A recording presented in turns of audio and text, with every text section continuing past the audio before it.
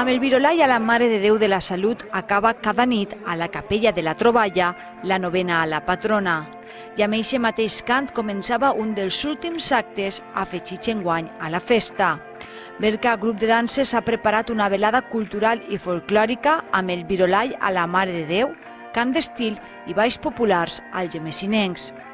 A la mateixa placeta dels Bastonets ha tingut lloc esta representació que ha comptat amb el cant de Xavier de Bétera, de Maricé de Montolivet, de Fernando Rayà de Puçol, de Sabina Vidal, de l'algemessinenca Carmen Bueno La Perera, el bon fer de Paco Lucas, Néstor Mont, Rosa Burguillos i amb la participació de Salvador Mercado.